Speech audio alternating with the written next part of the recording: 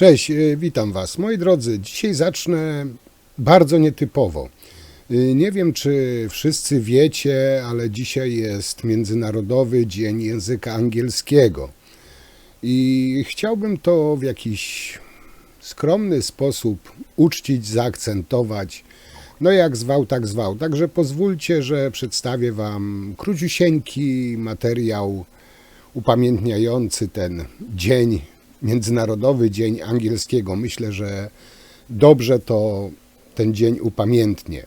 A później przejdziemy już do właściwego tematu. Ja mówię po angielsku, tak, i porozumiewam się po angielsku bez żadnych problemów. Because this is really the problem of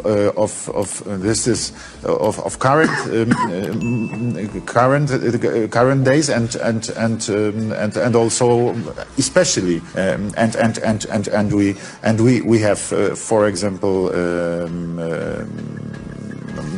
common in my opinion I can tell you very Moi drodzy, dzisiaj o prawdach, kłamstwach, półprawdach i gównoprawdach. Może tak to ujmę. To, że PiS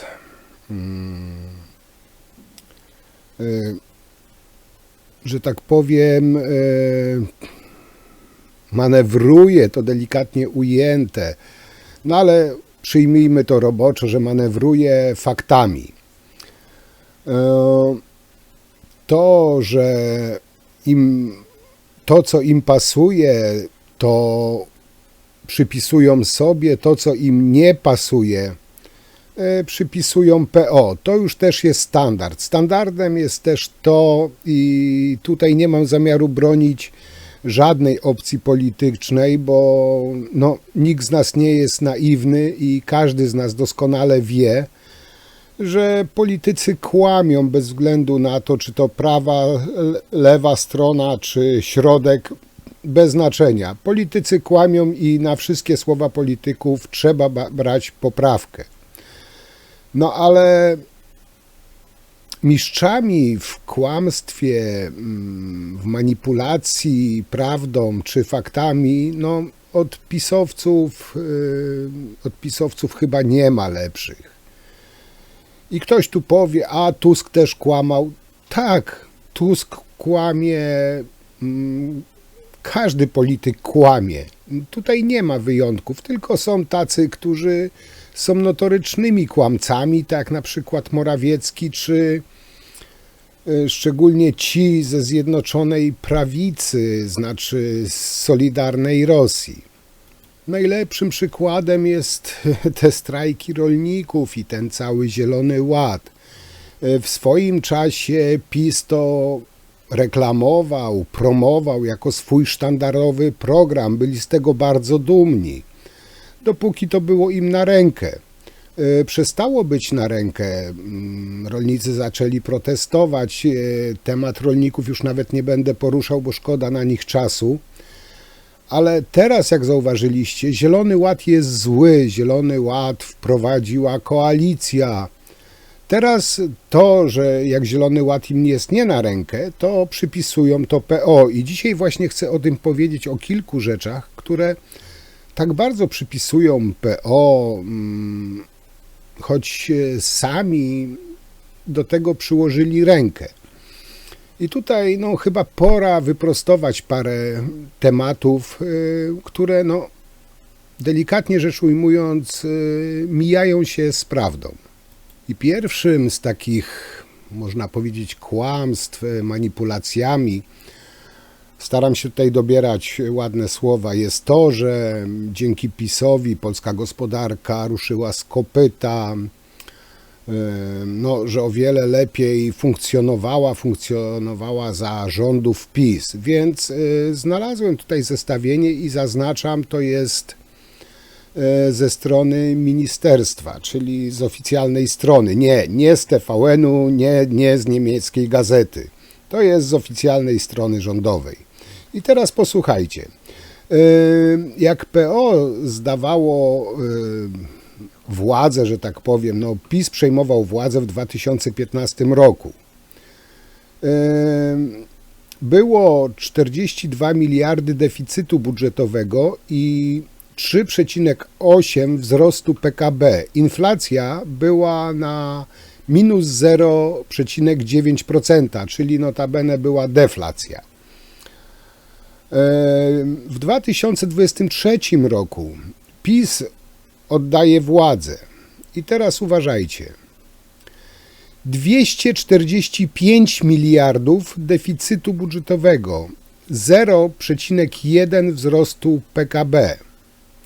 Inflacja 16,2%.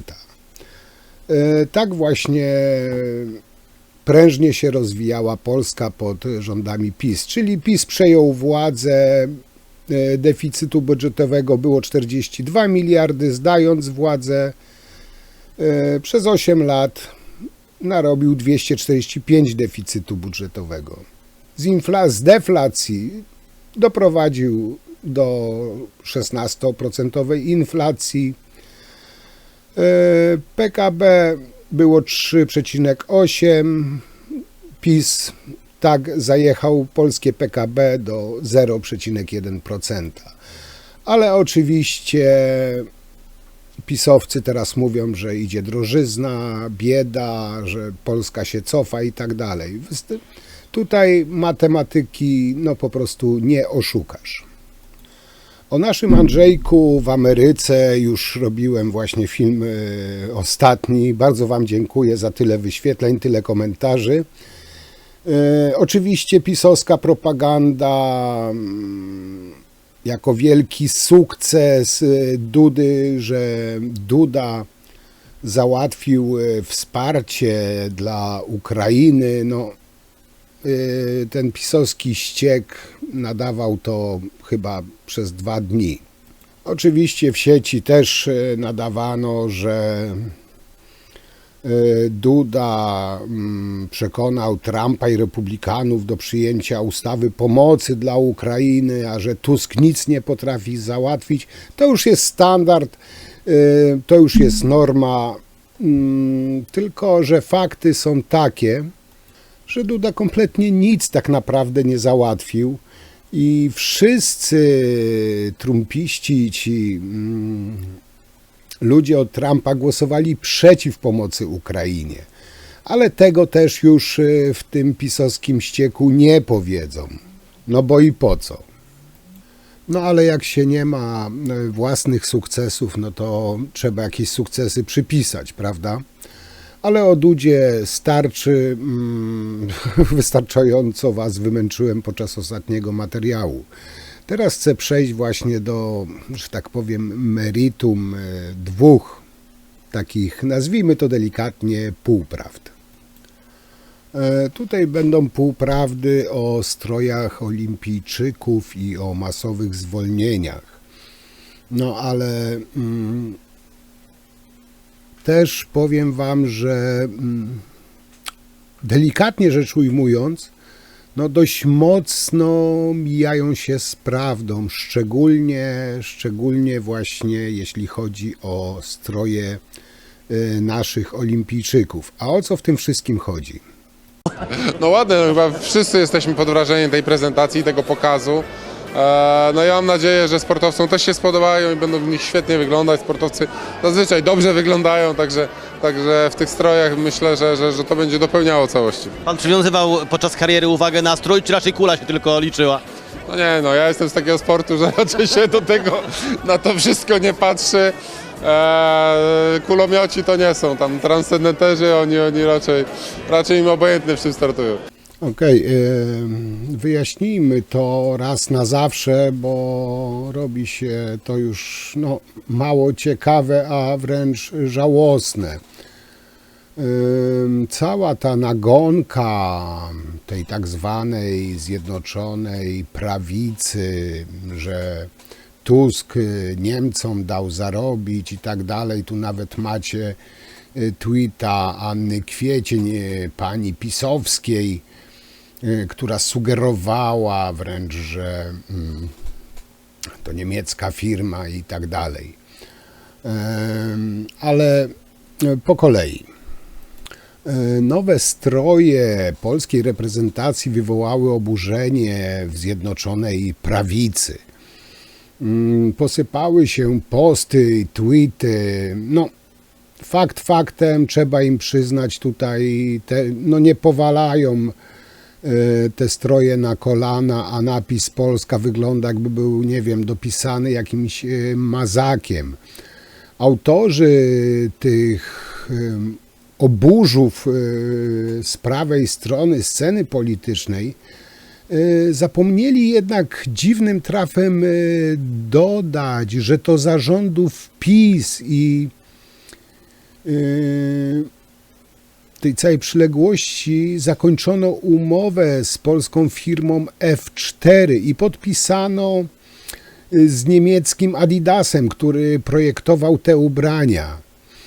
I tutaj moi drodzy, przyznam wam się, że nie wiem, co na to wszystko nasz germanofob Patryk Jaki, bo mi osobiście wygląda to na zdradę narodową ze strony rządów PiS. W końcu podpisali umowę z niemieckim Adidasem. O kurwa! Okej, teraz trochę faktów. PKOL zawarł wieloletnią umowę z polską firmą OTCF, właścicielem marki 4F w 2008 roku i trwała ona od 2009 do 2023 roku.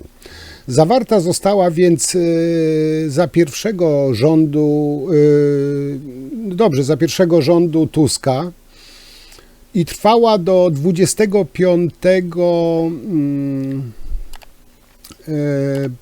października 2023 roku, a więc pod rządami PiS, gdy Morawiecki budował tak zwany patriotyczny rząd zgody narodowej. PKOL wtedy zawarł nowy, wieloletni kontrakt, ale już z niemieckim Adidasem. Więc, drodzy pisowcy, nie użyjcie jak przysłowiowe świnie, że to wina Tuska, bo to jest w 100% decyzja ludzi PiS. Szefem PKOL-u za czasów PiS-u został Radosław Pisiewicz, bliski przyjaciel Sasina. To ten pan, który siedzi obok Sasina na tej fotografii. I to on odpowiada za wybór strojów polskich olimpijczyków, które okazały się kompletną klapą. Także reasumując, to pierwszy rząd Tuska podpisał umowę z polską firmą na ubieranie polskich olimpijczyków. I to rząd PiS w październiku zakończył z tą polską firmą współpracę i podpisał współpracę z niemieckim Adidasem. Więc przestańcie, drogie pisiorki, pieprzyć, że to jest wina Tuska. Bo współpraca polskiej marki 4F i Polskiego Komitetu Olimpijskiego trwała od 2009 roku do października 2023 roku. W 2023 roku rząd PiS zdecydował, że polskich olimpijczyków będzie ubierała niemiecka firma Adidas. I możecie sobie krzyczeć, szczekać, zaklinać rzeczywistość, ale prawda jest taka właśnie. No ale też w sieci można znaleźć już inne wersje tej całej, nazwijmy to, afery. Pierwsza wersja była taka: to wina Tuska, że te olimpijskie stroje są takie brzydkie i zamówiono u germańskiego oprawcy. Jak wyszło, że stroje zostały zamówione za czasów PiS-ów przez kolegę Sasina, no to przy drugim podejściu pisowcy to i tak wina Tuska, bo nie zmienił tej decyzji. Ale szefem PKOL nadal jest kolega Sasina. Powiem wam tak, jakby na to nie patrzeć, no pisowcy to jest taki prawdziwy stan umysłu. Trzeba przyznać, że walczą do samego końca. No, nie przyznają się do błędu, no bo to by urągało im, no bo jak oni mogą się przyznać, prawda? Tak powiem wam, czekam, aż potwierdzą, że wszystkie przestępstwa PiS to także wina Tuska, ale tu akurat bym, powiem wam, wcale się nie zdziwił. No i teraz tak już na koniec, moi drodzy, też dość głośno było o grupowych zwolnieniach, które są faktem. Tylko też to jest, że tak delikatnie to ujmę, wszystko półprawdą, co mówią. Bo to, że wielkie firmy się zamykają, zwijają swoje interesy z Polski, to jest prawda. Też mówią, że to wina Tuska. Standard. Głośno o firmie Michelin z Olsztyna, że likwiduje zakład. I teraz tak pomyślcie, no moi drodzy, wielka firma według pisowców podjęła decyzję w 3 miesiące i ucieka z Polski. Nie wiem, czy ktokolwiek jest aż tak głupi, żeby uwierzyć w to, że tak wielka firma w 3 miesiące zwija swój interes. No, według mnie taka firma na przykład jak właśnie Michelin to nie jest budka ze starociami, nawet nie budka, stoisko ze starociami na ryneczku gdzieś, którą prowadzi pan Kazio, że z dnia na dzień może zwinąć. Zamykanie firm, dużych firm w danym kraju to jest proces wieloletni, a nie, że z miesiąca na miesiąc czy z dnia na dzień. Firmy owszem zamykają, bo nie wytrzymują obciążeń, jakie są nałożone na przedsiębiorców. Zwróćcie uwagę, że Morawiecki, rząd PiS co chwilę podwyższał najniższą krajową. Super, fajnie, ludziom się pieniądze należą jak najbardziej, tylko rosną koszta utrzymania pracownika. Zwróćcie uwagę, że rząd podwyższając średnią krajową nie podwyższał tego w budżetówce, bo budżetówka by musiała płacić ze swoich, prawda? Łatwo szastać pieniędzmi cudzymi. Czyli Morawiecki czy ten rząd PiS podnosił pensje, co za tym idzie wyższe podatki, wyższe ZUS-y, wyższe wszelakie opłaty dodatkowe, które dana firma musiała ponosić. I to jest pokłosie tego dobrodziejstwa pisowskiego, które przez 8 lat zafundował nam PiS. Powiem wam, że ja osobiście nie jestem żadną wielką firmą. Prowadzę swoją firmkę jednoosobową od 18 lat. I tutaj nie mówię z jakąś złośliwością czy uszczypliwością, bo przez 18 lat było wiele rządów, wiele mieli pomysłów, ale obciążeń finansowych dla firmy, tych danin, podatków, podwyższanych ZUS-ów nie było przez 18 lat, nie było tak wysokich, tak dużo jak przez te 8 lat. I nie mówię tego dlatego, że rządził PiS. Po prostu mówię tak, bo tak było. Zresztą nie jest też tajemnicą, że tysiące polskich firm zarządów PiS po prostu tych rodzinnych, małych pozwijało swoje interesy, bo nie wytrzymywało obciążeń finansowych. I wiem, o czym mówię, bo tak powiedziałem, prowadzę swoją firmę od 18 lat i wiem, jakie były i jakie są obciążenia finansowe. Ktoś, kto w tym nie siedzi na co dzień, może powiedzieć, że to guzik, prawda, bo PiS dawał, bo PiS pomagał. Powiem tak, PiS jedną ręką dawał tam powiedzmy komuś, ale drugą ręką bardzo głęboko sięgał do kieszeni właśnie tych, co zarabiają. A jeśli chodzi o zwolnienia grupowe, gdzie Tak, PiS teraz ostatnio krzyczał, pisowcy, że za Tuska tyle zwolnień grupowych. Zwróćcie uwagę na tą mapkę. Ile zwolnień grupowych było za rządów PiS? W jakich ilościach? O tym pisowcy też nie mówią, czyli napędzają propagandę, że za Tuska firmy się zwijają, że są grupowe zwolnienia. Jakoś dziwnym trafem nie mówili o tym, gdy za ich rządów były grupowe zwolnienia i było o wiele więcej ludzi zwalnianych, wiele więcej firm było zamykanych niż teraz za rządów Tuska.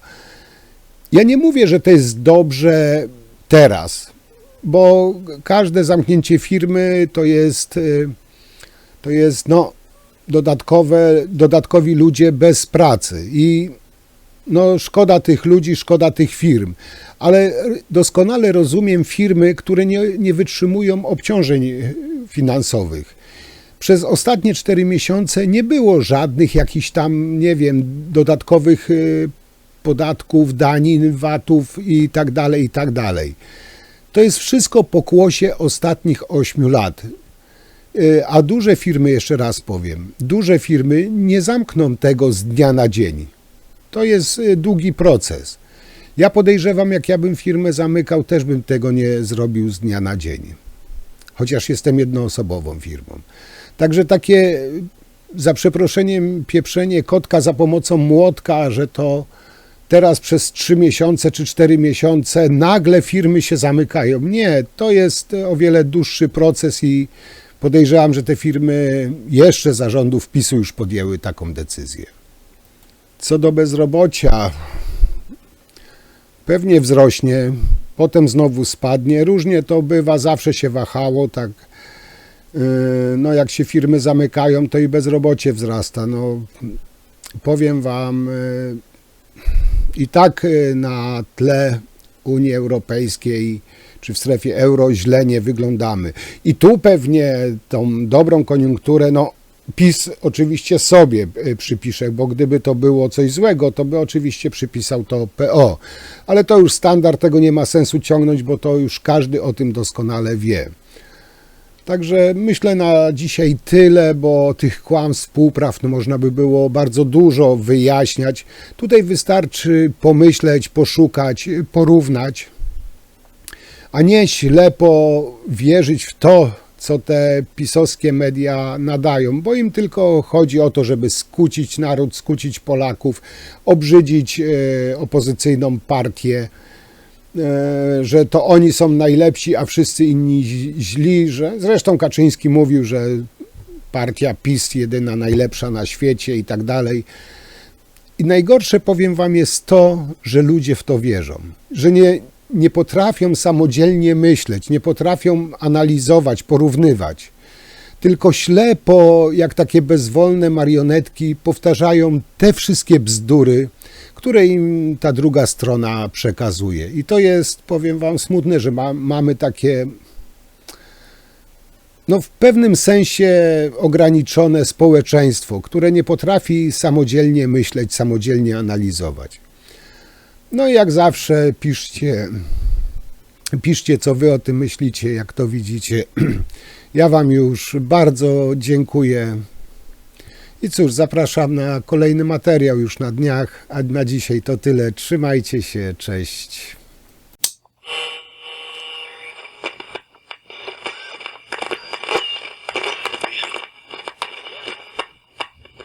Czy tak ma wyglądać transparentność polskiego Sejmu, że na YouTubie będziemy przedstawienia oglądać? Dziękuję bardzo.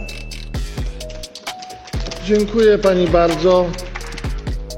Dziękuję jako wicemarszałek Sejmu poprzedniej kadencji, który codziennie oglądał prowadzenia Sejmu, spotkania w nocy, przyspieszania wszystkich ustaw, łamania wszelkich zasad oraz sposobu prowadzenia przez m.in. pana marszałka Terleckiego obrad. Proszę pani, jakbyśmy chcieli tradycję poprzedniego Sejmu kontynuować, to by miała pani 2 sekundy na wypowiedź, a jakby ta wypowiedź była nieprzyjemna, to w tym momencie to w tym momencie by pani zostało zabrany głos.